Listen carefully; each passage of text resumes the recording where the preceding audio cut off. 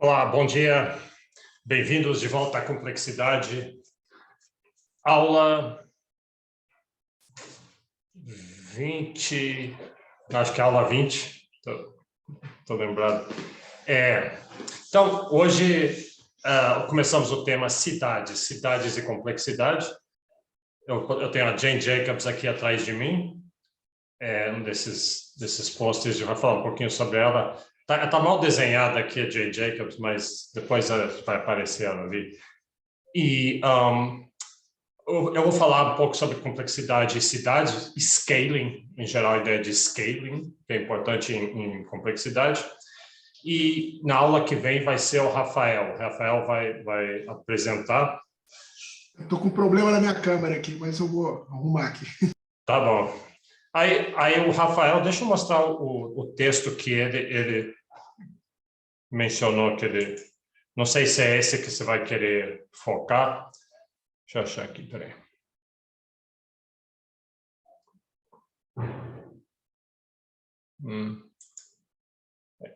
Esse aqui é um texto...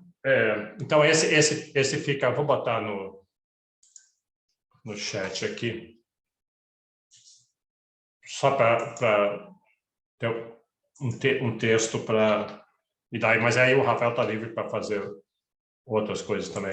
Pelo que eu entendi, isso aqui... Não sei se é um brasileiro, é um tal de Ribeiro aqui, mas... o que eu entendi, a ideia... Porque a gente quer saber muito de cidades, é assim, aqui... Cidades são sistemas complexos e cidades, ou seja, tem essas interações todas acontecendo, todo mundo lá perto um do outro, e está emergindo, tem emergência de diversas coisas, inovação e ideias e novidade. Aí, o que eu entendi do texto, o texto está juntando duas ideias. Uma, a gente viu a lei de Zipf, lembra aquela lei de Zipf? Que a maior cidade tem uma população, tem um tamanho, a segunda maior é metade da primeira, a terceira é um terço, da primeira a quarta é um quarto, então uma regularidade, parece que isso explica bem cidades. Então, isso é uma relação entre cidades. Aí, hoje, a gente vai ver a ideia de scaling. Scaling é que cidades, à medida que elas aumentam, coisas dentro da cidade, tipo crime, inovação, doença, produção, scale, aumenta a taxas maiores ou menores do que proporcional. Então, isso é uma relação dentro da cidade. Aí, o que eu entendi do texto é que está comparando ele vai juntar as duas leis. As leis de scaling, que é dentro das cidades, com as leis de Zipf, que são relações entre as cidades. Então, a ideia parece interessante. Eu não li ainda, vamos ver o que é. Você quer falar alguma coisa, Rafael, do que você vai fazer?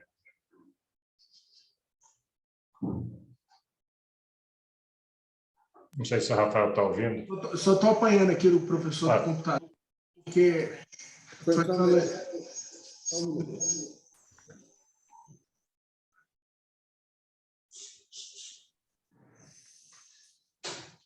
Mas a gente está vendo você.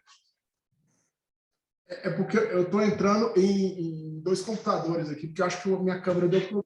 Eu coloquei no outro aqui, por isso que eu estava dando dificuldade. Mas, enfim, a ideia que eu penso, até conversei com o Renan no privado, é fazer uma análise sobre a questão de município, de tamanho de escala de administração pública, né? O custo dos municípios dessa gestão da administração. Tem alguns dados, o Renan até fez uma observação que foi bem interessante, que as questões regionais, que eles funcionam mais ou menos como um centro de acesso à população a questões tão essenciais, né? Então, eu quero fazer um cruzamento com esse texto.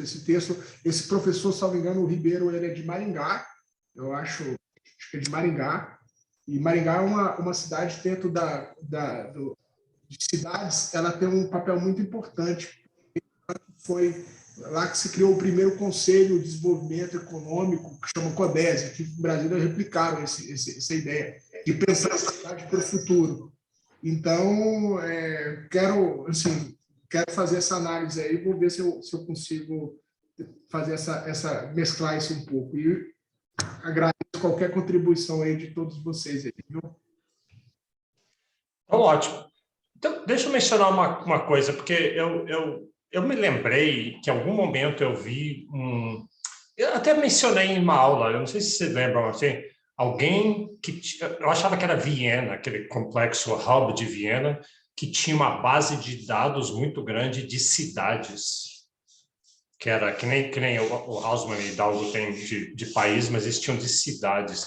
Aí eu fui procurar, eu não achei, mas eu achei isso aqui, ó, esse é aquele hub de Viena, né? Então tem aqui, parece que são novos e tem umas coisas interessantes, mas aí eu fui aqui em Research, você pega os fields deles e daí eu achei legal isso aqui.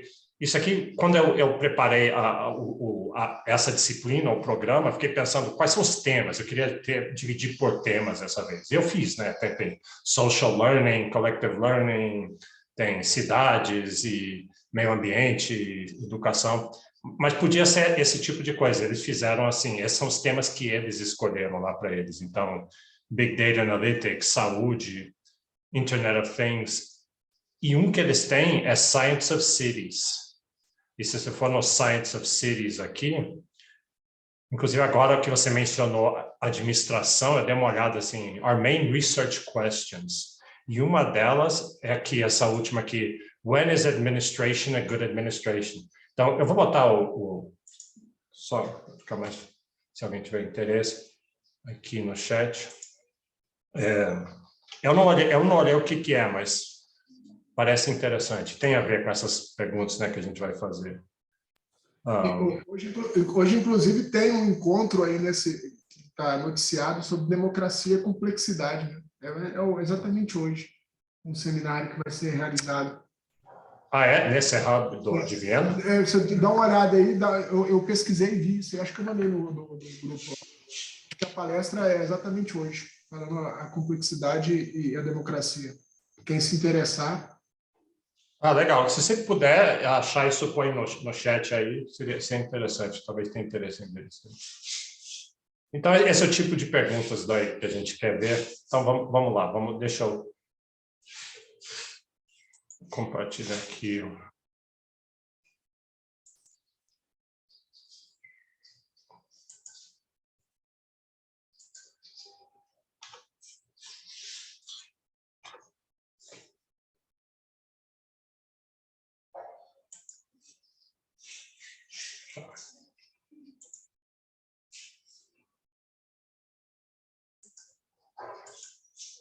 Então,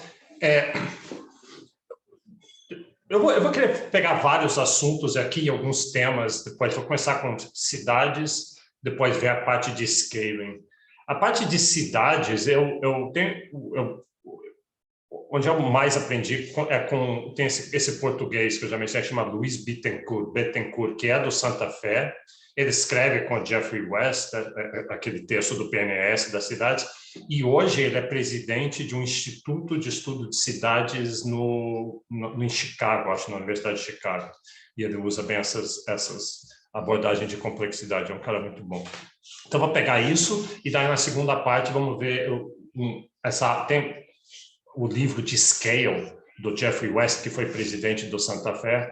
Então, essa ideia de scale, ele tem muito interesse com cidades, assim, quando fala de cidades, o interesse é muito sobre tamanho, cidade e tamanho, né? A pergunta é sempre essa, que cidades surgem, elas emergem, tem alguma coisa na humanidade que a partir de um momento cidades aparecem. Aliás, já que eu falei isso, deixa eu voltar aqui, mostrar um outro trabalho que eu achei recentemente.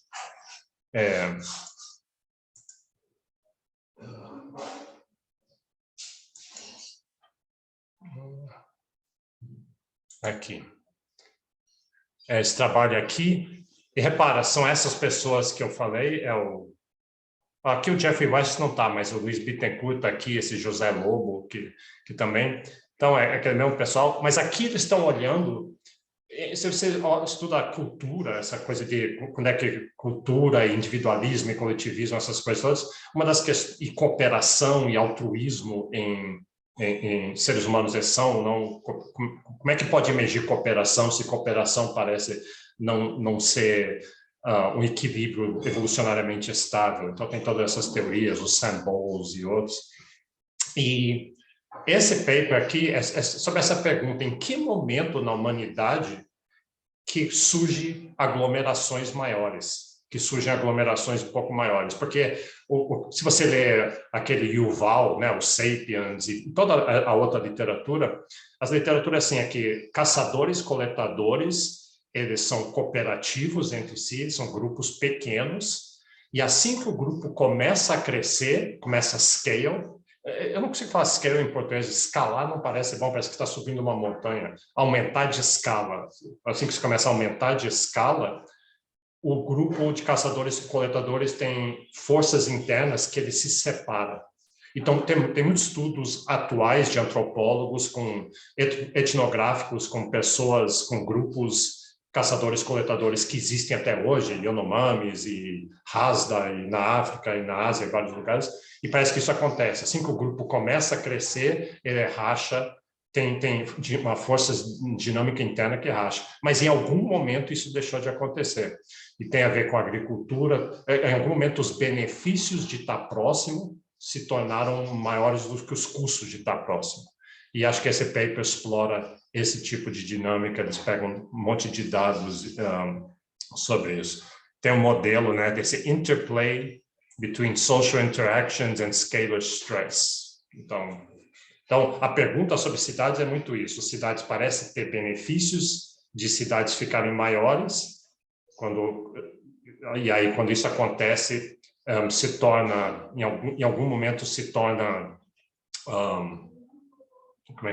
feedback positivo. O maior que a cidade é, o mais que ela atrai, e aí, sob certas condições, começa a emergir um monte de coisas boas, especialmente inovação e produção, e novidades e vibração e zeitgeist. Mas, como a gente vê com a Jane Jacobs, essas condições são relativamente frágeis. Você tem que ficar... aquilo pode morrer, e várias cidades morreram. Várias cidades que foram ultra vibrantes em algum momento de tempo, perderam isso aí, perderam aquelas condições, outras não conseguem se reinventar. Então, muito das perguntas que a gente faz com cidades é isso, como é que elas escalam e os custos e benefícios de aglomeração. O próprio Paul Krugman trabalhou muito com essa ideia de cidades. Hoje, o grande nome nisso em economia tradicional é o Edward Glaeser, né? Tem livros sobre cidades. Então, quase boa parte do PIB do mundo hoje em dia está em cidades, por isso tem todo esse interesse. Então, tá. Então, do ponto de vista de complexidade, daí... pensa assim, então, o que é um sistema complexo? Não é uma coisa, como é um processo, né? Um processo de criar, incorporar, usar, selecionar informação. Então, na verdade, cidade, como qualquer outra coisa, é energia, matéria e informação, mas informação é a coisa mais importante de cidade. Então, cidade não é tanto número de prédios e número de ruas, mas prédios e ruas são formas de fazer pessoas estarem próximas, de fazer a rede, são parte da rede. O importante são os elos da rede e não tanto os nós da rede. Aí o Bittencourt ele tem uma apresentação que ele fez em Singapura, que eu acho muito, muito boa. Vou ver se eu até ponho o link depois. Esse grupo lá em Singapura de complexidade, eles fazem umas palestras muito boas, trazem gente bem diferente. Então ele começa se mostrando que existe essa ideia de que informação é matéria e matéria é energia, energia é informação. E tem leis que capturam isso. Essa do Einstein, por exemplo, E igual a mc, é uma relação entre energia e matéria. Mas existe a ideia de que informação é energia. Aqui, aquele experimento mental do diabo de Maxwell, que você tem dois volumes, um com moléculas quentes, outro com moléculas frias, ou com gás. O diabinho podia ficar abrindo uma portinha entre os dois volumes e deixando passar só as moléculas quentes, aí você separa as moléculas quentes das frias, aí você consegue gerar trabalho, porque daí você deixa o calor, você tendo frio e calor, você deixa o calor entrar no frio, gira uma turbina e gera trabalho. Então, isso parece... Como é que está gerando trabalho do nada? Acho que não é do nada. O diabinho precisava da informação. Ele precisava de informação para identificar, saber quais moléculas estão quentes, quais são frias. Então, informação é energia. É um experimento mental, claro que não dá para fazer isso, mas é... E tem essa ideia também, eu nunca ouvi falar nisso, mas que informação não existe separado da matéria. Você acha? A informação eu falo uma coisa para você, eu tinha informação, agora você também tem. Mas, aparentemente, tem toda essa visão que informação tem que ter um substrato. Ela tem que estar ou no seu cérebro, ou no papel, ou no computador, ou no disco, em algum lugar. Sempre tem informação e matéria. Então, tem essas três relações. E uma cidade é isso. Uma cidade é essas três coisas interagindo. Mas daí, o que eu vou dizer, a parte interessante mesmo é a informação. Né? Então, informação tem propriedades interessantes. Tem para criar informação, você requer energia. Eu falei do diabo de Maxwell também, de certa forma. Tem a lei de termodinâmica. Informação é física. Informação é independente do substrato, mas requer um substrato. Então, tem teorias de Claude Shannon, teoria da informação, de Alan Turing. Informação é não rival. É um bem público, então tem toda a teoria do crescimento, Paul Romer e aquelas coisas. E o ambiente seleciona indivíduos com melhor informação. Quem tem mais informação tem uma vantagem, e então tem todas essas coisas. Então, informação não é uma coisa independente em si, tem esses mecanismos. O César Hidalgo, no livro dele, ele usa esse exemplo. Acho que tem um TED Talk antigo que ele fazia, ele falava assim, olha o carro de cima, olha o carro embaixo. O carro embaixo tem a mesma matéria que tem o carro em cima. Toda a matéria que está lá está embaixo. Os átomos estão todos lá. Mas eles estão rearranjados em uma forma diferente. E isso é informação. A ordem, se eu quisesse pegar o carro de baixo e arrumar ele de volta, o que eu precisaria de informação. Né? Claro, precisa de energia também, mas o livro dele chama How Information Grows, como informação cresce. Então, a ênfase é isso. Informação está ligada à energia e está ligada à matéria. Tá, aonde que acontece esse processo? A gente já falou isso várias vezes aqui, de informação surgir, né? Energia, matéria e informação interagirem entre si. Nesses lugares líquidos, essa palavra do Steven Johnson, nos livros deles, Where Good Ideas Come From. E a gente quer botar o foco em cidades. Cidades é um lugar líquido onde isso acontece. O mundo está cada vez mais urbano. O Brasil já é muito urbano desde na década de 50. O Brasil já começou altas taxas. Mesmo na Amazônia, o Brasil é urbano. Diz, não, mas na Amazônia está todo mundo no meio da floresta. Não, as pessoas querem morar na cidade, as pessoas querem estar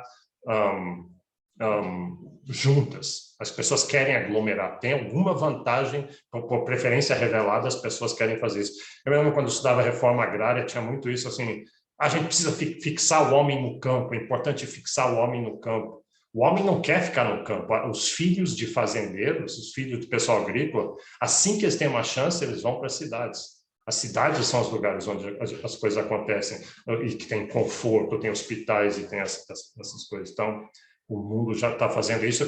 Falta a África, né? Boa parte desses números ainda é muito da África, que é onde tem bastante população rural ainda, mas ao longo do tempo, né, a previsão 2050 já vai ser 7 de 10 pessoas, a previsão, vão ser urbanos em vez de rurais. Então, urbano é onde tudo acontece, urbano é onde o PIB está, né? Não precisa nem falar isso, mas os dados mostrando aqui é PIB per capita por urbanização. Então, a massa toda aqui está nas cidades. Então, a gente quer entender esses processos, entender esses padrões. A gente não liga só para PIB per capita, é esse processo todo que envolve infraestrutura, espaço, meio ambiente, ideias, socialização, toda a administração. Tá, então aí surge a Jane Jacobs. Quem nunca ouviu falar da Jane Jacobs é bem interessante, é essa aqui que está atrás de mim. Então, olha, ela escreve muito bem. Ela escrevia lá na década de 60, eu acho, década de 60. Tem uma história muito interessante. Ela era casada com um arquiteto, e daí ele trazia muitas revistas de arquitetura para deixava na mesa, ficava lendo aquilo ali, e ela é meio que foi para a universidade e tudo, mas meio autodidata, né, nessa coisa de cidades, e daí escreveu um livro que fez um sucesso imenso, The Death and Life of Great American Cities. E ela escreve muito bem. Então, olha essa citação. Intricate minglings. Minglings quer dizer você se misturar com os outros. Interesting minglings of different uses in cities are not a form of chaos. On the contrary, they represent a complex and highly developed form of order. Então, ela já está falando a linguagem de complexidade ali. A gente sabe que ela foi influenciada por várias pessoas que já escreveram sobre complexidade, mas se você vê a análise dela, é bem de complexidade mesmo. A cidade, elas funcionam quando a cidade direciona as pessoas para esbarrar uma nas outras. Ela tem esse negócio de calçadas. Ela era do sul, ela ficava no sul de Manhattan, naquela área que você deve ter ido já, Soho, Washington Park, aquela área que é uma das partes mais legais de Washington, de Nova York, e ela participou. Bom, aqui estão os livros delas. Esse aqui é muito bom, de economia. Esse que é um bem famoso, né, de 61. Esse é muito bom, é sobre economia mesmo. Então, ela não era economista. Até tem uma história interessante que, em algum momento, ela ganhou uma bolsa do CNPq americano, não sei se era NSF, assim, uma bolsa muito prestigiosa, acho que devido ao livro dela. E, então, uma bolsa bem generosa. E aí ela então, para fazer mais pesquisa, aí ela foi chamada, eu queria saber quem que era, ela foi chamada por dois economistas famosos, não sei se é de Harvard ou algum lugar, eles queriam conversar, cara, queriam um almoço com ela, já que ela ganhou a bolsa. Aí, quando ela chegou lá, ela sentou assim, e ela pensou que eles queriam saber assim, quais são as ideias dela, tudo. Eles falaram assim, olha, você ganhou essa bolsa, saudades, deixa a gente falar para você o que você deveria fazer com ela, porque nós somos economistas, a gente entende dessas coisas. E você é só uma mulher, você não vai entender. E aí eles começaram a falar, e ela ficou incrivelmente irritada com aquilo ali, obviamente não prestou muita atenção no que eles estavam falando, e anos depois, mas ela ficou com ranço de academia. Às vezes o pessoal em academia é presunçoso, é arrogante e tudo, e ela foi oferecida em algum momento o doutorado honoris causa, isso que eles dão para pessoas dessa universidade, ela não aceitou, disse, não quero isso aí, ela se recusou a aceitar. Então, tem vários vídeos interessantes dela, tem essa história, esse cara que está atrás de mim, aqui em cima, é o Robert Moses, ele tinha a ideia de fazer, isso aqui é Nova York, aquele Brooklyn Bridge aqui, sul de Nova York, ele tinha a ideia de fazer uma autoestrada atravessando Nova York. Isso que vai ser ótimo. Ele era muito poderoso, construtor, o Odebrecht lá de Nova York. Eles vão fazer essa estrada, isso aqui além de vai ser bom para ele, mas seria muito bom. E o que ela está fazendo aqui é um abaixo-assinado. Ela liderou um movimento contra aquilo ali. Aquilo era a antítese da visão dela do que devia ser uma cidade. Assim como Brasília é a antítese da visão dela. Cidades são calçadas para ela. Cidades têm que ter olhos na calçada, tem que ter gente. Então, ela tem toda uma teoria de que as cidades têm que ser tais que tem sempre gente nas calçadas, sempre gente esbarrando. Então, para isso acontecer, as cidades têm que ter múltiplos usos. Qualquer lugar da cidade, por exemplo, ela fala do sulzão lá de Manhattan, onde tem o centro financeiro, o Twin Towers, onde era aquelas coisas. Se você vai para lá, você vê, é que nem o centro do Rio de Janeiro, que você, de dia, tem muita atividade, bate 6 horas, num instante some todo mundo e o lugar fica deserto e não tem mais nada. Tem um uso, o centro tem um uso. Isso então é muito ruim, você tem o mesmo tipo de pessoa lá numa hora e, de repente, não tem ninguém. E ela fala que o sul de Manhattan era isso, e que o certo seria ter vários usos. Cada hora do dia, a cidade tem que ser tal, construída tal, as estradas, o jeito, os prédios, que cada hora do dia, na hora de manhã tem os entregadores, depois de tarde, ela diz que, no livro dela, ela diz que ela ficava assim na porta, na janela da casa dela de manhã, ela acordava cedo e via as mães levando as crianças para o colégio, o entregador de leite passando, os caras entregando verduras nas lojinhas, depois as pessoas indo para o trabalho, depois tinha o pessoal fazendo exercício, depois a hora do almoço tinha muita gente, e de noite tinha os turistas e outros, tem vários usos, essa diversidade. Então, é bem complexidade, é caótico, aparentemente caótico, né? Não é caótico, como ela fala aqui, não é um form of chaos, é um form of order, mas parece caótico. Diversidade, inter-relações diferentes entre as pessoas, e disso vai emergir segurança. Quando você tem isso funcionando bem, o lugar é seguro, as ruas são seguras, tem vibração, tem novidade, atrai pessoas. E ela tem todas umas prescrições de como você pode conseguir isso. Por exemplo, você pode conseguir isso... Para Manhattan, ela diz assim, prédios velhos, é importante ter prédios velhos. Como prédios velhos? Por que eu ia querer prédios velhos? A gente quer prédios novos.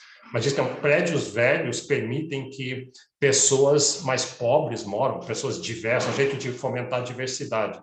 Você tem prédios velhos, então não vai ser só ricos. Aquela ideia de gentrificação é isso, é quando começa a subir o preço dos imóveis, aí de repente só ricos saem, as outras pessoas acabam sendo compradas, elas saem e você acaba com a diversidade. Todo mundo é hipster, com coque de cabelo, comendo avocado toast. Né? Isso pode ser legal, mas isso não gera vibração e novidade, é morte de uma cidade quando ela fica muito igual. Então, prédios velhos e novos, você quer justamente tudo para misturar. Você quer quadras curtas. Você já foi para Manhattan, você for lá ao lado do Central Park, tem umas quadras que são muito compridas, onde fica o MoMA, para você, sabe, se precisa andar, é compridona. Isso é muito ruim, eles dizem, porque quadras compridas, então ninguém atravessa ali. Quando você tem quadras curtas, tem gente pegando os vários caminhos pela cidade, e aí as pessoas se encontram, se esbarram, passam por entre prédios, e isso gera esse intermingling, que é o que ela está procurando. Então, a linguagem dela, a abordagem dela é bem complexidade, é fazer as coisas se esbarrarem e as inter-relações acontecerem. Eles conseguiram barrar isso aqui, então ela é famosa ela é muito associada com isso. Tá aí ela com o olhar de quem sabe de alguma coisa que você não sabe, né? Eu sei alguma coisa que você não sabe. Bom, tem, né, Eyes on the Street, olha isso aqui, o importante é isso. Eyes on the Street, precisa old buildings, precisa ter old buildings, short blocks, mixed uses. Então, e aqui o cara malvado, o Moses, querendo. Bom. Inclusive, né, professor?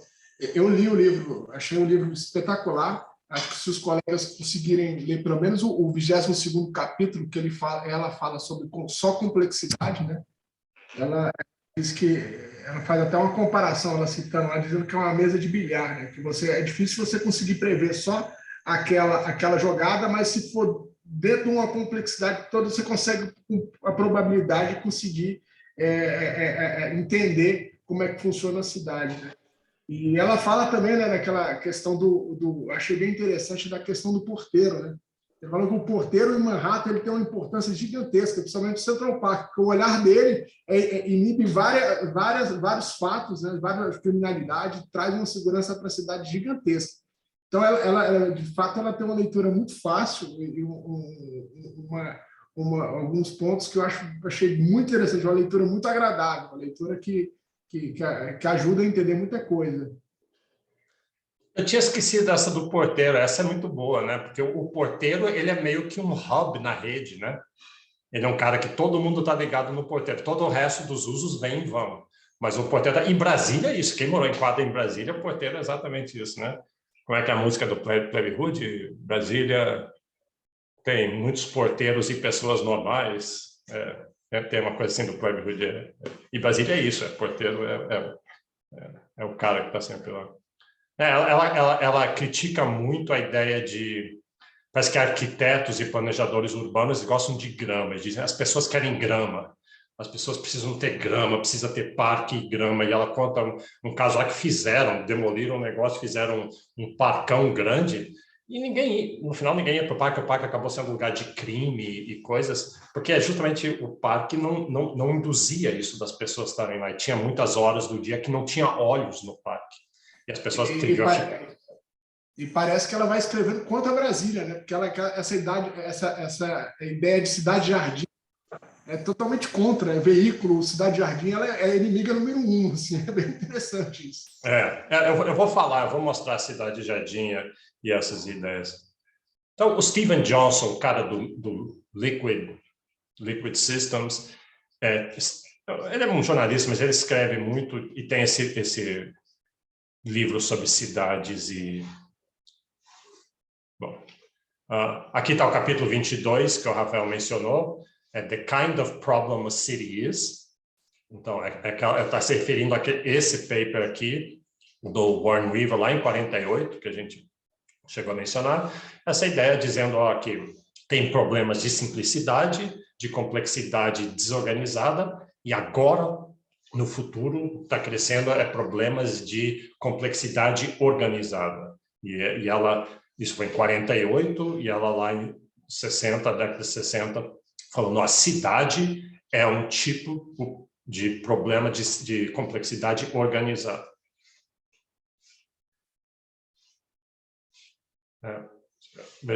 Real cities present situations in which several dozen quantities are all varying simultaneously and in subtly connected ways. Isso é quase que uma descrição de um sistema complexo. Em economia, a gente não gosta disso, a gente não gosta de ter tantas coisas variando. Vamos botar um monte de coisa ceteris paribus para a gente poder focar na relação que a gente quer, achar causalidade de uma variável com outra.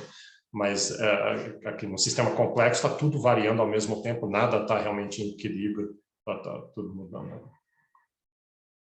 E ela critica, então, como o Rafael falou, dos teóricos convencionais, os planejadores urbanos. Ela teve um impacto muito grande, então hoje ninguém é assim, muito das ideias dela já foram incorporadas e levadas adiante, tem várias outras escolas, então, mas aqui ela está lá na década de 60 criticando essas visões cidade-jardim, essas assim, né? Parece que tem vários desses planejadores, tipo Corbusier, que influenciou Brasília, Oscar Niemeyer, esse Ebenezer Howard era um dos pioneiros nessa área. Assim, vamos usar a ciência, vamos usar tudo que a gente sabe e desenhar cidades perfeitas, essas cidades que vão melhorar a vida das pessoas. Era uma boa ideia, mas a abordagem era uma abordagem não de complexidade, mas de que a gente pode controlar tudo. A gente vai armar tudo e as pessoas vão agir assim, de outro jeito. Um exemplo que eu sempre me lembro quando eu passo por Entre Quadras é que Entre Quadras foram desenhadas, as lojas, né, Entre Quadras, nas Sul, Asa Norte, eram para ser voltadas para dentro da quadra. O desenho era que cada quadra teria uma padaria, cada tipo de loja, e as pessoas não precisariam sair, não precisariam ir de um lugar para o outro no dia a dia, porque estaria tudo na quadra. Só que, então, eles queriam já dizer como que as pessoas iam fazer compras, mas as pessoas preferiam passar de carro e por isso as lojas se voltaram para o fundo, que é para a rua, e que é o jeito que funciona hoje. Então, isso não foi planejado, mas emergiu, né, organicamente, a cidade não está seguindo as regras que o planejador queria. Esse aqui é o Corbusier, ele tinha a cidade radiante. Você vê que já é meio que Brasília, né? Uma tentativa de... Se eu estou entendendo correto, não sei se isso é para ser Manhattan, ou talvez França, né? Deve ser França, onde aquela ilha de Notre Dame. E vamos fazer esse negócio, as pessoas vão morar nesses prédios. Em parte é legal, porque tem densidade, o sistema complexo tem densidade, mas, por outro lado, muita igualdade, tudo homogêneo, né? Então, e muito controlado, especialmente isso, você está tentando controlar. Aqui, Brasília. Né? Esse aqui eu acho que é do Corbusier, mas você vê que tem uma certa semelhança com Brasília. Na verdade, eu acho que Brasília é inspirado, para mim, em Washington, naquele molde Washington, que tem o Congresso de um lado, tem um obelisco do outro lado, tem os ministérios e os prédios governamentais do outro, e muita grama no meio. Claramente, para mim, aquilo foi uma inspiração. Mas também Corbusier, aqui alguém falando que... Jane Jacobs falando que parece assim um monte de gavetas, gavetas de guarda-meias.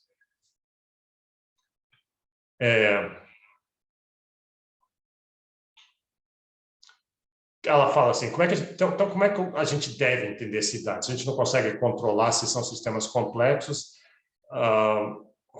Três sugestões. Pense sobre processos, não pense sobre como prédios. Uma cidade não é um monte de prédios juntos, é um monte de processos. Trabalha indutivamente do particular para o geral, em vez de tentar deduzir tudo como é que vai funcionar. E 3, procure, não tente olhar médias, porque sistemas complexos, como o Nassim Taleb fica insistindo, quando tem caudas grossas, a média não quer dizer nada. Então, se eu uso médio alguma coisa, isso não traz muita informação, porque tá aí, tem esses eventos excepcionais. Qual que é o número médio de pessoas que passam numa região por certo tempo? Não quer dizer muita coisa. Tem outras horas em que a variável acontece um choque que não é explicado pela média. Bernardo, é interessante você parar para pensar como a estruturação das cidades reflete na cultura em si, né? Que normalmente as pessoas de Brasília são conhecidas como pessoas fechadas, que não fazem amizade fácil, né? Às vezes do próprio jeito como a cidade foi estruturada. Você pega a pessoa no Rio, assim, tipo, do lado, do nada, você já vira amigo dela, né? Aqui precisa a gente tem grupos fechados de amizade, difícil de entrar, assim, pessoas novas que chegam aqui têm muita dificuldade de criar relações, né? Então, pode ser uma explicação. É verdade, é verdade. Será que não dá para medir essas coisas? Ficaria... Não, hoje em dia, assim, não, é impossível medir isso, medir a personalidade das pessoas. Mas não sei, né? Às vezes tem que pensar sobre isso. Aí aplicar assim para o Rio, e aí São Paulo é diferente também, né? São Paulo São Paulo puxa mais para hubs de negócio, né? Você faz um negócio facilmente e não necessariamente você vai virar amigo. Bom, aqui tem um livro, só está falando de Jane Jacobs, tem um livro em português sobre Jane Jacobs. Você vê o uso das calçadas, o uso dos bairros. Acho que... Bom, tem diversas publicações da Jane Jacobs. Tá.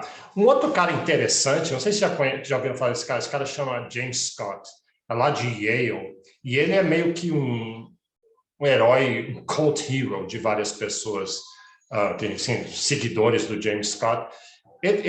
O livro famoso dele é esse Seeing Like a State, que é bem interessante. Eu reli de novo, eu reli o começo, esse ano não tinha acabado.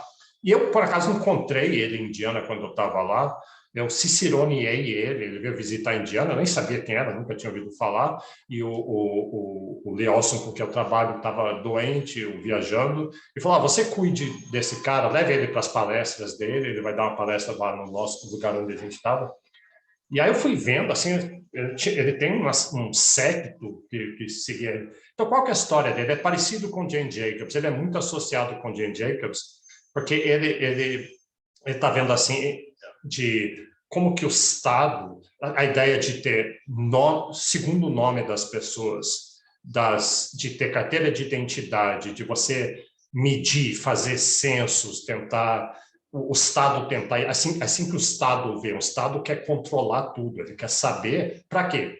Para cobrar impostos, para alistar você para o exército, para controlar a segurança, para fazer planejamento. Então, o Estado faz esse tipo de exemplo. O Estado tenta homogeneizar para poder controlar melhor. Então, ele é meio que considerado um anarquista. Ele tem um livro muito famoso sobre a arte de não ser governado, que ele pega vários povos que fugiram fugiram parece que lá no Vietnã tem um povo inteiro que mora nas montanhas, fugiram do Estado. Eu acho que os índios brasileiros, em parte, foi isso. Muitos índios isolados eram tentativa de fugir, para fugir de pagar impostos, de ter que lutar guerras, de ter que fazer várias outras coisas. Então, e tem um livro, inclusive, que não está aqui, mas o último livro dele chama Two Cheers for Anarchy. Então, ele é um anarquista, mas é 2 cheers, não é 3. O normal é dar 3 vivas para o time de futebol. É 2, porque a anarquia é bom, porque não tem esse Estado, mas é ruim por outros casos. Diga, Rafael. Professor, nas minhas leituras dessa semana aqui, eu deparei que da regulamentação das cidades, né? Parece que a única cidade que não é regulamentada pelo Estado seria Houston, nos Estados Unidos. Eu não sei, eu fiquei bem interessado, porque a gente está num processo de regulamentação de cidades por leis, né? Tem na Constituição, tem em vários lugares, e eu vi isso, e parece que Houston não tem regulamentação nenhuma, a liberdade assim, sem regulamentação nenhuma sobre a questão de Estado. Isso achei interessante. Talvez seria nesse próprio escopo aí do James Scott.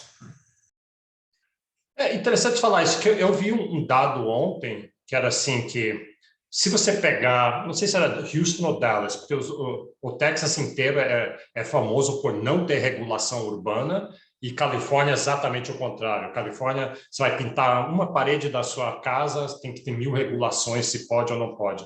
E acaba que o que está acontecendo, muita gente está saindo da Califórnia e indo para o Texas. O Texas tem urban sprawl imenso, né? Então, o que esse dado dizia, se você pegasse Houston e o número de pessoas e juntasse com a mesma densidade de Nova York ou de uma outra cidade, de Los Angeles, Houston ele caberia em 9% da área que ele tem, alguma coisa assim. Então, o que acontece com Houston é feio, porque não tem regulações, todo mundo pode construir, não tem padrões, para você olhar assim é feio, e qualquer loja, em qualquer lugar tem. Então tem esse caos, mas por outro lado, uma família pobre pode morar, tem uma casa. Então tem um lado bom, estético, mas tem um lado e por isso muita gente está indo para o Texas, inclusive durante uma época tinha um ditado nos Estados Unidos, que falavam assim, no Colorado, e falavam assim, stop the Californification of Texas. Californification é você tornar o Texas, ou a sua cidade, tipo Califórnia, onde é cheio de regulamentos, proibições, e todo mundo é hipster e essas coisas assim. Então, o Texas não quer saber disso, é stop the Californification. E parece que o que está acontecendo agora é o contrário. A Califórnia está atraindo, o Texas está atraindo firmas, está atraindo pessoas, porque lá é mais barato morar. Uma firma que saia de Silicon Valley, você tem que ter salários imensos, porque lá o aluguel é incrivelmente alto, então muitas firmas já saíram de lá e vão para lugares como Texas, Arkansas, onde é mais barato, a regulação é mais barata. Bom, aí o que eu botei o James Scott? Aqui o James Scott, ele começa o livro dele com esse exemplo. Ele fala assim, ó, aqui está uma floresta, mas na Alemanha, os caras que inventaram, alemães que inventaram a agrofloresta, vamos controlar a floresta, plantar madeira em linhas retinhas, a mesma espécie, vamos maximizar, aquela coisa bem alemã, vamos maximizar o retorno, vamos pegar uma espécie que cresce mais rápido, que é mais barata, e botar só ela, e aí a gente vai ganhar mais dinheiro fazendo isso.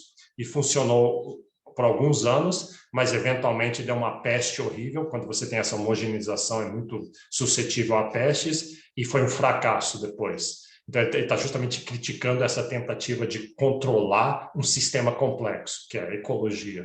E ele aplica isso às cidades, e ele fala sobre Brasília. Ele é famoso por criticar Brasília. E aí, o interessante, então, no debate que ele teve lá onde a gente estava, ele mencionou Brasília, aí eu pedi a palavra e falei, olha, eu sou de Brasília. Eu morei quase toda a minha vida em Brasília, e ele já ficou assustado, pensando que ia dizer assim, puxa, então ele vai me contradizer. Eu falei, não, é verdade, o que você está falando é verdade. Brasília é uma cidade planejada, e ao planejar, deu esse tipo de problema, que nem as árvores ali. Só que o que está faltando na análise dele, eu falei para ele, é que Brasília não seguiu o plano. Em algum momento, Brasília cresceu organicamente, mudou organicamente. As pessoas, não era para ter semáforo, tem semáforo, não era para as pessoas morarem em determinados lugares, invadiram e moraram. Então, Brasília se tornou orgânico. Então, alguns desses problemas corrigiu, pelo menos foi em outra direção. E acho que isso acontece tanto com as florestas como com uma cidade. Inclusive, Bernardo, você tem assim, um movimento até de, por exemplo, no setor comercial sul, de reviver ele, colocar samba, colocar outros movimentos culturais à noite, uma coisa que é essa sua ideia, né? De dia é um centro comercial, à noite é isso, e aí a população vai pressionando com esses grupos sociais, né? E aí a própria regulamentação tem mudado, né? O próprio governo tem aceitado e regulamentado esse tipo de prática. Então, realmente, é um processo que bem fluido, né? Que tem acontecido. Você tem razão, mas é um processo difícil, porque eu me lembro, desde que eu era garoto, morar essa ideia de reviver o setor comercial sul, já teve várias tentativas de fazer isso. Inclusive melhorou muito, mas se você tentar fazer de cima para baixo, eu não acho que vai funcionar. Você tem que achar um jeito de, sabe, senão é só botar um samba lá, as pessoas vão lá. Não, tem que achar um jeito de... Não, tem ocorrido de baixo para cima, e esses grupos, esses movimentos têm conseguido convencer o governo de aceitar esse tipo de atividade lá. Sim. É interessante, se você olhar Brasília, não sei, eu morava em Brasília na década de 70, então você vê bem essa dinâmica da Jane Jacobs, de que algumas cidades em algum momento começam a crescer, eles entram nessa fase autocatalítica que vão crescendo mais, o crescimento gera mais, mas de repente aquilo pode sumir. De repente tem uma nova tecnologia que a outra cidade faz, aquela sua indústria de... Hoje eu li sobre Birmingham, Alabama, parece que na época do aço, quando os Estados Unidos era o centro da produção de aço, começou a crescer muito Birmingham, Alabama, mas de repente começou a produzir na China ou na Ásia mais barato, aí a cidade estagnou. Detroit é um exemplo clássico disso, né? De cidade ultra vibrante, produzindo a melhor música do mundo. Diego Rivera estava lá com Frida Kahlo pintando as paredes, e automóveis sendo produzidos, atraindo engenheiros e designers e tudo, e de repente, em pouco tempo, Detroit virou um deserto, crime, lojas fechadas. E você vê isso em Brasília. W3 Sul era, durante uma época, o centro de Brasília, era o lugar mais vibrante, tinha as lojas e tudo que acontecia na W3 Sul. Hoje você passa na W3 Sul, é até meio assustador você ir lá. Tanto que fazer compras na W3 Sul, a gente via de longe para ir para a W3 Sul, era o equivalente aos shoppings, era a W3 Sul, onde tinha a Casa do Barata e o restaurante Roma lá, e os bancos todos estavam lá, e de repente, de uma hora para outra, aquilo ali se perdeu. E será que a quantidade de idosos que você tem numa cidade, uma proporção de idosos, às vezes tem uma possibilidade maior de frear esses processos? Assim, uma ideia que eu estava pensando, assim, que às vezes está efervescendo, e aí essa imposição de regras, de restrição, às vezes vem muito de uma população idosa, né? Copacabana, né? Acho que é o lugar que tem mais idoso do mundo. Todo idoso que tem dinheiro no Brasil. Sul. Mas por que você acha que iria frear? Eu acharia que os idosos iriam... Se ficar homogêneo só de idosos... Quanto mais idoso, mais idoso freia. quer sempre a mesma coisa. Idoso quer hospital, quer praça, quer... Eu vi um estudo de infraestrutura de hospitalar em São Paulo, diz que uma atividade que mais revitaliza o centro de São Paulo é a questão do hospital, porque do hospital você cria um microcomércio das pessoas que acompanham o paciente durante a madrugada. Ele funciona 24 horas por dia. Então, tem um PPP que foi criado, uma parceria público-privada lá em São Paulo, uma das primeiras, que exatamente ela visa revitalizar o centro na parte com a atividade hospitalar, porque isso vai trazer um benefício para toda a cadeia que está em volta dos 24 horas do funcionamento, né? Então, aí sai daquela da Jane Jacobs, que é o olhar do outro, né? Como tem muita gente circulando naquela rede hospitalar durante a madrugada, numa região que é degradada, isso vai trazer um benefício para a cidade, né? Interessante. Bom, esse é o Edward Glaser, muito famoso em economia. Ele é o estudo de cidades, então tem uma literatura vibrante sobre cidades, como eu falei, Paul Krugman durante uma época fazia isso, e ele mas só que é a visão tradicional de economia, vendo muito benefícios e custos, comparando. Aqui está, deixa eu ir em frente aqui. Bom, aí só para acabar essa parte de cidades, que eu quero falar sobre scaling, existem umas tentativas hoje em dia de fazer smart cities, existe a noção de, a gente já fez, Jacarta parece que está sendo, que nem fizeram com Brasília, mudaram a capital, eu não sei o que está acontecendo com Jacarta, que ela parece que vai sumir, fazer outras cidades. Então, eu pensaria, mas será que agora a gente já sabe o suficiente? Será que, e com novas tecnologias, dá para fazer? O próprio Paul Romer tem a ideia das charter cities, que ele incentivava, tem cidades sendo construídas do nada em vários lugares, e usar tecnologia. A coisa do Romer não era tecnologia, era instituições e governança. Vamos botar boas instituições de governança na cidade, e aí o investimento virá, e aquilo vai funcionar. Essas outras é muito do ponto de vista tecnológico. Vai ter Internet of Things, tudo interligado com todo mundo e transporte de coisas e os fios passam debaixo da terra. Então tem essa ideia aqui em... Onde é que é isso? A IBM tinha quase 2.500 Smart Cities Projects around the world. A Jane Jacobs está se revirando no túmulo dela, né? Porque é exatamente esse tipo de negócio. Ela deixa isso emergir de baixo para cima. Bom, tem isso. Isso aqui, daí já é o contrário. Isso é Lagos, parece que Lagos na Nigéria vai ser a maior cidade do mundo. Aqui, isso que eu botei aqui, tem muitas restrições aqui. Você vai desenhar restrições, coisas que não podem, mesmo restrições físicas de material, do que as pessoas podem fazer, de informação, para tentar fazer que as coisas fluam onde você quer que elas fluam. Aqui também tem muitas restrições, né? Tem tanta gente, tem muitas restrições, mas são restrições de outra natureza. Então, você também não quer isso aqui, provavelmente. Isso aqui está emergindo de baixo para cima, mas não é só emergir de baixo para cima garante que vai ser bom. Alguns tipos de restrições. Então, a pergunta... e esse exemplo aqui, vocês já viram isso aqui? Isso é em Hong Kong. E, aparentemente, aqui, com aquela ideia administrativa, tinha alguma razão que nesse pedacinho aqui, alguma coisa histórica que aconteceu, não sei se tem a ver com os britânicos ou não, não tinha lei. Tinha um vácuo legal.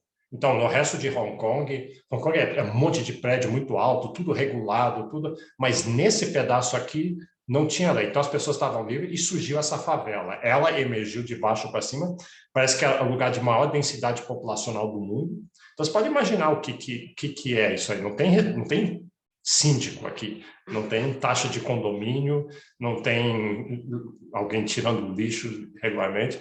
Então, aqui tá. Eu acho que isso não existe mais, acho que, pelo que eu entendi, já tiraram. The Walled City of Kowloon. E tá aqui uma maquete dele, tem um pedaço ali no meio. Então, provavelmente não é isso que você quer. Imagina ali uma janela em cima da outra. Duvido que os elevadores funcionam. E aí, como conseguir o meio termo, né? Se é uma cidade, é um sistema complexo, Jane Jacobs não quer dizer que você não vai tentar afetar ou planejar de alguma coisa o que ela quer que você trate como um sistema complexo. Não tente fazer com a cidade o que não dá para fazer. Cidades mudam rapidamente, cidades não são estáticas. Então, você vê Nova York assim, mudando. Não sei se vocês já viram Nova York, tem um episódio do Econ Talk que ele fala justamente sobre como é que regulação urbana levou a esse padrão. Que Nova York, assim, pega a terceira faixa ali, você vê que tem prédios altos numa ponta, aí tem um pedação com prédios baixos, aí de novo tem prédios altos na outra ponta. E Nova York, ela parece que teve um planejamento inteligente, eles já desenharam desde o começo esse grid quadrado que ele segue, que facilita muitas coisas, muito antes da cidade chegar lá. Então, daí a cidade acompanhou esse grid, isso tem alguns efeitos.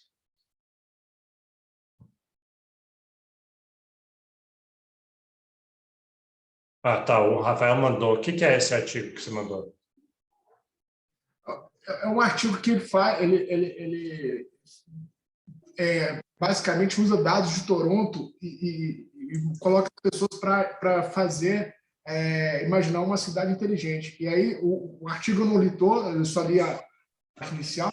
Ele conclui que as cidades inteligentes elas não são democráticas, não têm interesse em governança pública, interesse público, né? E, assim, eu achei interessante, assim, se eventualmente alguém quiser olhar isso, achei essa questão de smart cities, de planejamentos e esbarra também no processo democrático aí no futuro. Legal. Então, tá, deixa eu parar isso aqui, eu quero falar um pouco sobre scaling. Daisy. Diga, Então, Daisy. eu só ia comentar que, já se for pensar pela questão do meio ambiente, essas smart cities aí seriam melhores, né? Porque quanto mais próximo tiver tudo, né? Quanto menos eu precisar me deslocar, melhor para a questão ambiental, né? Então, tem vários poréns e vários lados, né? Isso é um ponto que o Glaser faz. Ele fala assim que cidades são muito ambientais. Isso surpreende muita gente. Todo mundo pensa, como assim? A cidade é feia, a cidade tem poluição, a cidade tem as coisas... Mas o que ele está querendo dizer é que você juntando as pessoas para morar densamente, está economizando eletricidade, está economizando o transporte, essas outras coisas. Então, embora a cidade esteja gastando muita energia e muita poluição e feiura, essas coisas todas, você está evitando que isso se espalhe de uma maneira muito mais perversa em distância. Botar tudo no mesmo lugar facilita lidar e economiza. Né? É um pouco isso que a gente quer ver com scaling. Se a gente for pensar em Brasília, né, que cidade maravilhosa, linda, eu acho linda, assim, por mim eu moraria aqui para sempre, mas em termos de deslocamento e tal, o que isso deve causar se as quadras tivessem permanecido, como o senhor falou, né, uma padaria, um mercado, uma farmácia em cada uma, as pessoas realmente não precisariam se deslocar tanto, mas não foi o que aconteceu, né? Então, em termos ambientais, eu acho que nesse ponto, assim, deve ser bem oneroso também. E a ideia se a Smart City vai ser ambientalmente melhor, eu acho que potencialmente sim, aí tem que ver se ia acontecer. Eu só estou lembrando uma coisa, aquela ideia da Débora da personalidade das pessoas com a cidade, é coevolucionário, se você pensar bem, porque a cidade leva aquele tipo de atitude e daí aquele tipo de atitude vai, como as cidades mudam ao longo do tempo, vai fazer com que a mudança reforce aquilo ali. Então, a gente vai fazer clubes separados, né? E em vez de fazer praças públicas, vão fazer mais clubes, porque eu não quero ir para a praça, lá tem um monte de gente, eu quero ir no clubinho. Então, podia coevoluir e provavelmente para intensificar aquilo ali. Tá, deixa eu... Tá, no tempo que sobra, eu quero falar então um pouco de scaling. Aqui tem esse trabalho do Jeffrey West, e depois o livro dele, ele lançou um livro assim que deixou de ser presidente do Santa Fe Institute. Ele é um físico, mas tem o Luiz Bittencourt, aqueles outros. Esse Dirk Helbing é um cara bem interessante, com corte de cabelo interessante também, lá da Suíça, eu acho, e foi editado pela Eleanor Ostrom. Então, isso é interessante, isso aqui. Lembra que eu falei que a Eleanor Ostrom, quando ela morreu em 2009, logo em seguida ela morreu aqui, e ela estava indo na direção de complexidade. Ela explicitamente, ela falava, e você notava... isso que eu ia notar, essa ideia de de cidades. Bom, deixa eu falar aqui que isso vai aparecer quando eu já volto para ela, eu acho. Aqui está o scale, the universal laws of growth, innovation, sustainability, and the pace of life in organisms, cities, economies, and companies. Então, essencialmente, é um livro sobre tudo, né? Esse Pedro falou que o editor dele insistiu em botar esse título aí, mas é um livro sobre tudo. Então, para motivar isso aqui, eu já volto para a Ostrom. Se eu fizesse essa pergunta para você, uma pergunta quase que filosófica, assim, por que existe alguma coisa em vez de nada? Como assim? Coisas existem, mas por quê? E como é que eu entendo o que existe? A pergunta tem a ver com a ideia do seguinte, que se vai surgir ordem, né, alguma coisa é ordem. Se for só, tem a ver com entropia. Então, por que surge alguma coisa? Então, você vê, tem vários níveis em qualquer relação. Então, tem partículas que começam a se juntar e fazem alguma coisa, começa no nível de partículas. Elas estão restritas pelas leis de física, das leis de física e mecânica quântica, essas coisas, gravidade. Então, tem restrições. Essas restrições determinam o que aparece, o que emerge. Mas aí, à medida que vai aumentando a complexidade dessas coisas, começa a surgir assim, moléculas e interagem entre si, aí começa a surgir relações químicas. E começa a ficar um pouquinho mais complexo, mas então tem um monte de restrições químicas, você tem que respeitar as leis da química. Mas quando você respeita as leis da química, você não quer dizer que está livre das leis da física. Agora você tem dois níveis, e você tem que respeitar a física e tem que respeitar a química. Em algum momento surge vida. Com física e química, em algum momento vai surgir vida. Essa é uma das perguntas mais difíceis de responder. O próprio Schrödinger, do cara do gato que está vivo e morto ao mesmo tempo na caixa, ele era um físico famoso, a nível Einstein. Em algum momento ele disse assim, eu quero responder essa pergunta, what is life? Isso é mais difícil de responder do que qualquer outra coisa em física. Então, no momento com física e química surge vida, e vida tem leis da biologia não tem leis, mas tem que respeitar relações, tem restrições em biologia, tem coisas que não podem acontecer biologicamente. E ainda você está respeitando as restrições de química e restrições de física. E uma vez que surge vida, aí vida começa a viver junto, né? Começa a surgir sociedades, e depois mais de uma sociedades. Então, daí tem as leis de sociologia, as restrições de sociologia, restrições de economia, etc. Então, sistemas complexos são redes múltiplas, esse é um jeito de pensar. Outro jeito de falar isso, elas são modulares. Sistemas complexos tendem a ser modulares. Você tem módulos que têm todas as suas regras, mas esses módulos estão ligados uns com os outros. E aí que entra a Elinor Ostrom. A Elinor Ostrom, ela tem um conceito, todo mundo conhece todas as coisas dela de Common Property Resource, mas ela tem um conceito de policentricidade, polycentricity, e eu nunca entendi aquele negócio. O que é polycentricity? Era um pouco do marido dela, do Vincent Ostrom, que morreu um pouco antes dela, e era um economista famoso também. E policentricidade é mais ou menos isso, é modularidade. É que essas redes, a todos esses níveis que eu falei, as redes, elas tendem a ter clusters. A estrutura de rede é muito comum, sistemas complexos terem módulos. Um módulo muito interligado entre si, outro módulo muito interligado entre si e poucas conexões entre os módulos. Essa seria a estrutura de rede. E é isso que ela quer dizer com policentricidade, que você tem uma comunidade que cuida do lago, que tem peixes aqui, mas eles são ligados com a política no nível superior e várias outras coisas. Então, e tem um paper bem famoso, deixa eu ver se eu não coloquei, talvez vai aparecer, o paper do Herbert Simon, que também é um prêmio Nobel de Economia. Ele tem um paper The Architecture of Complexity, que tem um impacto muito grande, meio difícil de ler, e o que ele está argumentando lá é isso, que modularidade, que sistemas complexos tendem a ser modulares. Emerge alguma coisa aqui muito interconectada entre si, emerge outras, e essas são são interconectadas entre si mais esparsamente. E isso tem consequências para o todo. Tá. Então, se eu falar para você, se eu falar assim, bom, dado que tem essas restrições todas, cria alguma coisa. Se não, volta a pergunta esquisita. Como cria alguma coisa? O que você quer que eu crie? Quer que eu faça uma música, uma poesia, um instrumento, um equipamento, uma equação? Cria alguma coisa? Não, cria alguma coisa. Bom, para eu responder isso, eu tenho que saber, mas o que está me restringindo? Eu tenho que respeitar a física, tenho que respeitar a química, tenho que respeitar a biologia, tenho que respeitar a sociologia, a economia. Quantos graus de liberdades eu tenho para criar alguma coisa? Por que eu estou falando isso? É para dizer que os sistemas complexos têm essas restrições. O sistema complexo não pode fazer qualquer coisa. O que vai emergir está restrito por todas essas restrições.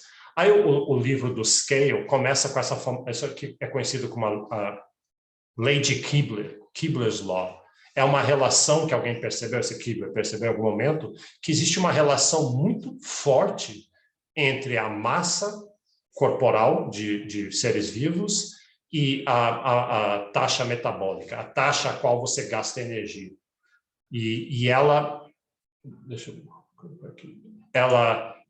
Essa relação ela tem uns points de 3/4. Ela é sublinear. O maior que vai aumentando, você passa de rato para pombo, para galinha, para cachorro, para cavalo, para elefante, vai aumentando a massa do corpo e o metabolismo vai crescendo a uma taxa menor do que 1. Então, é sublinear, é tipo economias de escala. E é surpreendentemente forte essa relação, está todo mundo na linha. Quer ver? Eu botei vários desses gráficos, até um pouquinho demais. Aqui para vários animais, para outros, inclusive unicelulares. Então, essa restrição parece ser universal. Se vai ter vida no mundo, vai ter que respeitar isso aqui de alguma forma. Por isso eu botei isso aqui. Se você fosse imaginar como é que seriam, se um dia aparecer aliens no mundo, como é que seriam os aliens? Só, eu não sei, como é que eu vou saber? Não, mas alguma coisa a gente sabe, provavelmente vai estar na linha. Vai ter que respeitar Kibler's Law. Isso vai ser alguma coisa assim, né? Antropomorfizado, não vai ser isso aqui, não vai estar aqui. Dificilmente vai estar aqui. Dificilmente vai ser um cérebro boiando, tem que respeitar a gravidade, tem que respeitar outras coisas e tem que respeitar essa lei. Então, restrições determinam o que vai aparecer. Quando as coisas escalam, elas têm essa universalidade. Então, aí que a gente está indo com cidades. O que o livro do Scale faz, olha, cidades e firmas e outros sistemas complexos e vê como existe uma certa universalidade, que à medida que eles aumentam, eles vão mudar, mas vão respeitar essas restrições. Isso vale para plantas, para troncos de plantas, para expectativa de vida, para tamanho do cérebro, volume do cérebro, esse é o volume do cérebro, à medida que o volume do cérebro aumenta, como é que aumenta a matéria branca do cérebro, então tem um monte desses aqui, eu exagerei aqui. Inclusive, os seres humanos, você vê, a gente conseguiu fugir, a gente é o que está mais longe da linha, isso aqui é o peso do corpo e tamanho do cérebro, a gente é o que mais, né, a relação está puxando a gente, mas a gente, por evolução, por alguma coisa, é que conseguiu escapar desse empuxe dessa lei. A restrição está lá, mas a gente batalhou um pouco, mas a gente não chegou aqui em cima. Dificilmente a gente vai conseguir ter um cérebrozão gigante aqui e ser ultra inteligente, mais inteligente ainda. Bom, eu botei demais desses. Então, o que é interessante dessas scaling laws? O Jeffrey West põe assim, primeiro que elas existem, só o fato de ter uma relação tão forte assim, outro, que elas são muito simples, é uma coisa linear, uma relação linear, e o que interessa é se é maior do que 1, se é superlinear ou sublinear. O que você esperaria, no princípio, é que seria linear. Você dobra o tamanho da cidade, dobra o tamanho da firma, dobra o tamanho do corpo, dobra o tamanho do tronco da árvore, vai dobrar as outras variáveis. Mas acaba que tem essas super e sublinearidades ou economias ou deseconomias de escala. elas são universais, unicelular, cérebros, troncos, plantas são universais, e, em geral, maior é mais eficiente, com vida, pelo menos, maior é mais eficiente. Embora existe restrições. Não tem nenhum animal maior do que uma baleia. A baleia é o maior animal que tem, provavelmente tem alguma coisa que impede que possa ficar maior ainda. E são surpreendentes que em biologia não tem muitas leis, não tem muitas relações universais, como tem em física, né? Economia também não tem tanto, mas a gente chama tudo de lei. Então, tá, deixa eu pular isso aqui. Tá aqui o paper do Herbert Simon. Eu até considero da gente dar uma lida nisso aqui. É que eu já li umas 3 vezes e cada vez eu entendo um pouco melhor, mas eu acho ele um paper complicado de como que sistemas complexos, a estrutura deles, por que aquela estrutura emerge, especialmente o fato dele ser modular, policêntrico, é o que eu vou falar. Tá. Então, aí, o resultado mais interessante do scale é isso, é tamanho de cidades. É que cidades vão crescendo ao longo do tempo, elas tendem a crescer, tem uma tendência a crescer, só que esse crescimento ele pode ser sublinear ou superlinear, ou linear. Então, se ele for linear, ele tem um crescimento exponencial ao longo do tempo assim, mas o que a gente observa com cidades é que tende a ser superlinear. Eu já vou mostrar os gráficos de quais variáveis são superlineares e quais são sublineares em cidades. Por exemplo, infraestrutura, é isso que a gente estava falando, de cidades são ecológicas porque elas são sublineares em infraestrutura. Você dobra o tamanho da população de uma cidade, você não precisa o dobro de ruas. Você precisa mais ruas, porque dobrou a população, mas não precisa o dobro, precisa menos do que o dobro. Precisa menos do que o dobro de energia. Tem muitas coisas, custos fixos e etc. Mas tem outras variáveis, tipo crime, inovação, criatividade, que são superlineares. Você dobra o tamanho da cidade, o número de crimes mais do que dobra, o número de patentes mais do que dobra, o número de super criativos, são pessoas que lidam com criatividade, mais do que dobra. Então, cidades, elas podem virar superlineares, e elas têm um crescimento mais rápido do que exponencial, né, mais rápido do que linear, que é preocupante, porque nada pode ter um crescimento exponencial para sempre, porque cada vez é mais rápido. Então, eventualmente, uma cidade tem essa tendência a esbarrar em algum limite e daí entrar em decadência. É o processo da Jane Jacobs, do Death and Life of Great American Cities. Então, o mais que uma cidade está crescendo, você deve ficar preocupado porque não vai dar para manter essa taxa. A não ser... Bom, a gente vai ver, eu estou me antecipando um pouco. Então, será que a gente pode pensar que cidades são simplesmente versões que nem um cachorro é um rato maior, um cavalo é um cachorro maior, um elefante é um cavalo maior? Se fosse linear, hein?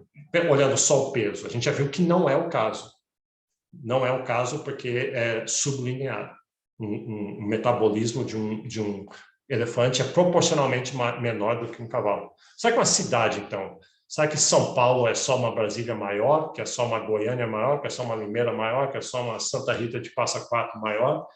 Provavelmente não. Não é linear. As cidades, elas vão ficando maiores, mas elas mudam qualitativamente em diversas dessas variáveis, né?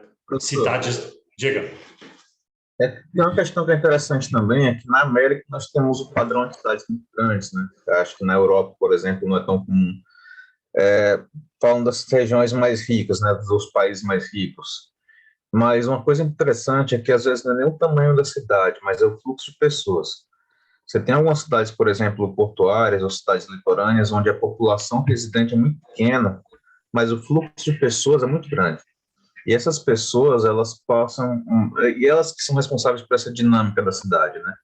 Então, às vezes, você pega a área da cidade é uma área pequena, você pega o número de pessoas é um número pequeno, mas a dinâmica é muito grande. Mas se você pegar, por exemplo, as cidades mais ao interior, que não são turísticas, você pode ter um aglomerado maior de pessoas, mas elas são pessoas que tendem a se homogeneizar, né? Elas não têm um fluxo muito grande de turistas, elas não têm um intercâmbio muito grande com outras formas de trabalho. Então, se você pega, por exemplo, as cidades aqui da América que não são litorâneas, elas são cidades que tendem a ser mais homogêneas e acabam que não são tão dinâmicas como algumas pequenas cidades europeias, por exemplo.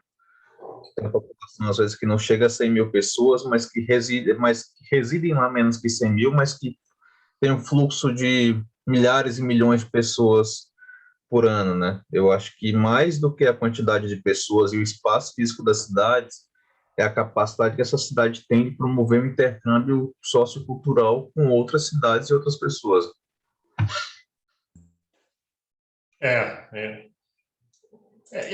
Isso é uma coisa interessante de pensar de cidades. Pensa assim que o que a gente considera assim, a impressão que eu tenho lendo essa Jane Jacobs, essas coisas todas, assim, é que cidades têm mais conspirando contra elas do que a favor. É uma exceção quando cidades realmente conseguem estar naquele estado em que fica efervescente, que tende a durar pouco. Como a teoria dele, eu vou mostrar depois a teoria dele prevê, exceto se a cidade se reinventar. Você precisa se reinventar. Então, cidades que... Eu vejo muito quando eu vejo a história dos Estados Unidos, à medida que a fronteira agrícola vai indo para o oeste, tem várias das cidades, sabe, Nova York sempre foi efervescente, depois Pensilvânia também tinha muita coisa acontecendo. Aí tem Columbus, Ohio, que teve o seu auge em algum momento. Eu morei em Indiana, que é perto de Indianápolis. Indianápolis é uma cidade horrível hoje em dia. Cidade, assim, se sente mal, mas Indianápolis teve seu momento de efervescência, quando era o hub da agrícola e a ferrovia passou lá, mas você vê que aquilo passou, várias das cidades, Detroit morreu, então várias, assim, poucas cidades conseguem sistematicamente se reinventar. Eu penso muito isso em termos de pessoa, também, em termos pessoais. Você tem que ser assim com a sua carreira também. Tem algumas épocas que você está criando, está fazendo coisas, gerando família, gerando produção e ideias e eventos e tudo. E diz, poxa, então ótimo, eu consegui fazer isso, vai ser assim para o resto da minha vida. Não vai, você vai precisar mudar, tem que se reinventar. Em academia, claramente, isso se você ficar fazendo sempre aquela mesma coisa, porque os interesses passam, e é difícil se reinventar. E o que a gente vai ver, o que vai aparecer, é que é mais difícil ainda que essa reinvenção tem que ser cada vez mais rápida. Cada vez o período de efervescência vai ser menor, pela lógica do modelo. Bom, vamos ver lá. Renato, sobre isso, é engraçado que a gente ouve nossos pais, a gente pensa numa carreira sempre linear, né? Porque era muito assim com eles, né? Você vai e aí vai subindo de cargo e tal. Só que eu vejo na minha vida hoje que, assim, é isso. Você tem que ficar se reinventando o tempo inteiro, né? A linearidade até nas carreiras mudou, porque você tem que ir mudando de área, de setor, reinventando em vários sentidos, né? Você vê isso assim com celebridades que são... Ele virou o melhor daquilo que ele faz, jogador de futebol, pintor, alguma coisa, e você vê que acaba. Assim, os Beatles incrivelmente inventivos, melhor música do mundo, influenciaram todo mundo, mas em algum momento eles pararam. O Bob Dylan está vivo. O Bob Dylan mudou música. O cara mais influente por 1, 2 gerações, ele está vivo, mas ele não compõe mais. E quando compõe, não tem impacto. Então, mas você vê algumas pessoas conseguem. É aquele jogador de futebol que depois virou técnico, virou comentarista, participa, está comprando um time de futebol, que o Ronaldo está fazendo hoje, e ele está se reinventando e fazendo outras coisas, enquanto que quem vai continuar tentando fazer a mesma coisa, provavelmente vai entrar numa estagnação. E cidades têm muito isso. O livro da Jane Jacobs é muito pegando isso. Bom, aqui está a mesma coisa com firmas, mostrando que o livro dele é sobre cidades, firmas e organismos. Então, firmas, só essas 60 companhias que fazem parte da Fortune 500 estão vivas. As outras 400 e tanto morreram. Firmas morrem. Cidades não morrem, ele nota assim. Você pode jogar uma bomba atômica na cidade, aliás, já jogamos bombas atômicas em cidades, e elas estão lá, estão vivas hoje. Só que elas podem não estar vibrantes, mas cidades podem perder a vitalidade, né? Firmas não, firmas morrem, elas vão à falência e morrem. Todas essas aqui morreram. E essas foram imensas. Essas são equivalentes a Google hoje. O que Google é hoje, que a Apple é hoje, no seu setor, pelo menos, essas firmas foram... Eu mesmo, Panam dominava aerolíneas. Standard Oil, essas coisas. Essas outras também. E todas morreram, todas deixaram de existir. Aí eu pensei assim, será que essas vão continuar existindo? E você diz, claro que vão, elas são muito grandes, são muito fortes, mas o ponto é esse, é que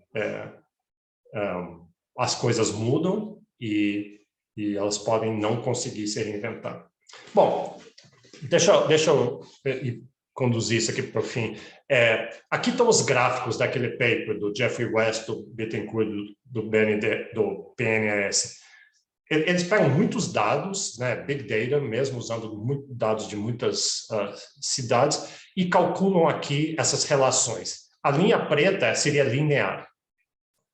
Essa coisa em economia, a gente usa mais economias de escala, deseconomias, mas eles têm outros nomes para esse tipo de coisa, mas é basicamente a mesma ideia. Então, você vê que as cidades, à medida que as cidades ficam maiores, tem menos infraestrutura. A inclinação é menor do que 1. E por isso que elas seriam ambientalmente melhores, né? Tem menos postos de gasolina, menos estradas, menos prédios. Aqui, PIB é super linear. Isso aqui deve ser Nova York, aqui, né? PIB, aqui é PIB total, acho, né? Mas tem várias cidades. O maior que a cidade claro que vai ter um PIB maior, mas é um PIB proporcionalmente maior, super linear. Postos de gasolina, aqui infraestrutura. Postos de gasolina é sublinear na França, na Alemanha, na Holanda e na Espanha. Isso é bom ter menos postos de gasolina por pessoa, né? E aqui, salários são, o coeficiente é 1,12, não tem a linha preta aqui, mas 1,12 é super linear. E super criativos. Super criativos são pessoas que trabalham com ideias, com informação e são engenheiros, não é só artistas, engenheiros e esse tipo de coisa. 1,15, super linear. E várias outras coisas. Emprego, inovação, crime, educação, doenças sexualmente transmissíveis, todas elas acho super linear.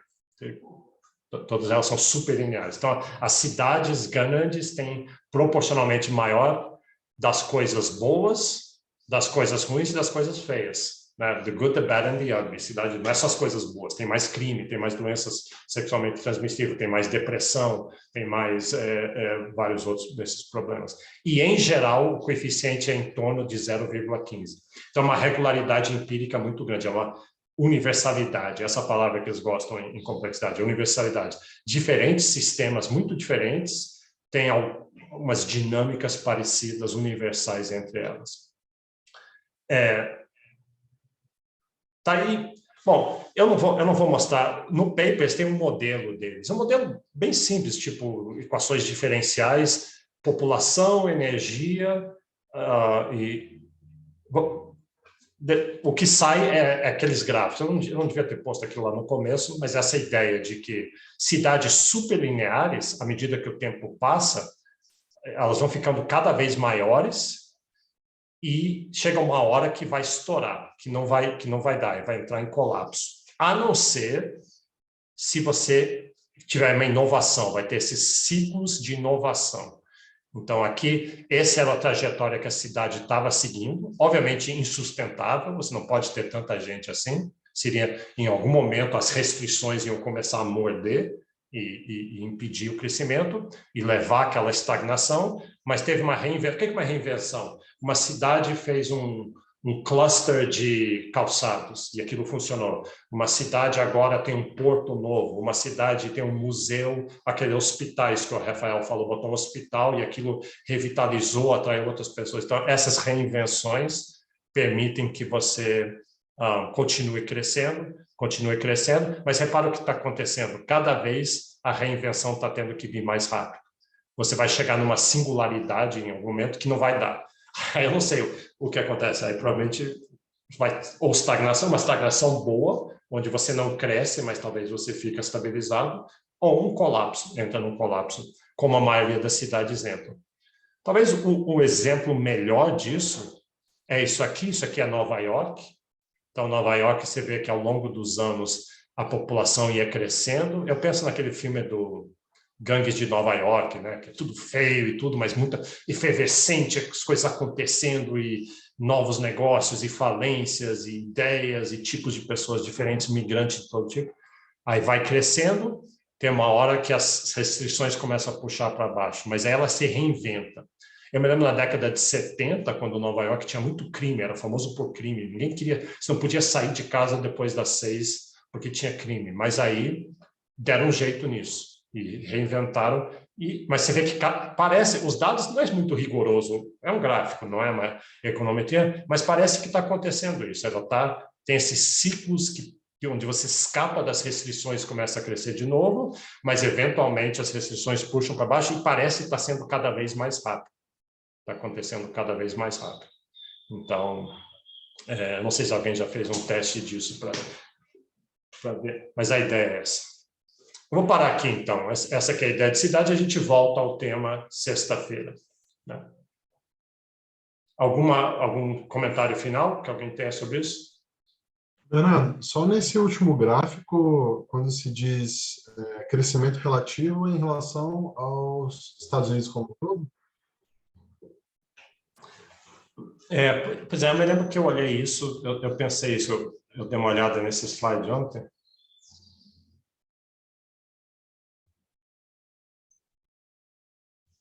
The relative population growth rates of New York City over time. Para mim, faria muito mais sentido se fosse relativo ao crescimento da população nos Estados Unidos, que aí você está comparando com o resto do país. O que poderia ser? Ou eu também acho que faz sentido isso, ou o estado, ou a região, ou podia ser a um momento base, né? O crescimento base anterior era, ou a média, não sei. Não sei. Tem razão, eu esqueci, não reparei que tinha isso aí. Reparei ontem e não consultei. A minha esposa é urbanista. Eu vou passar essa aula para ela. Acho que ela vai gostar bastante. Então, pergunta para ela o que ela acha da Jane Jacobs. Todo urbanista que conheço, eu pergunto se gosta de Jane Jacobs, eu fico esperando que eles vão ficar ofendidos. Porque é meio assim, você chegar e dizer, ela não gostava de urbanistas, e o que você acha dela? Vamos ver, vamos ver. Eu não acho que não é justo isso, não é que ela não gostava de urbanistas, ela não gostava de pessoas que tentavam planejar uma cidade tratando ela como algo que não é complexo, que é controlável. Então tá, até sexta-feira que vem a gente continua com cidades.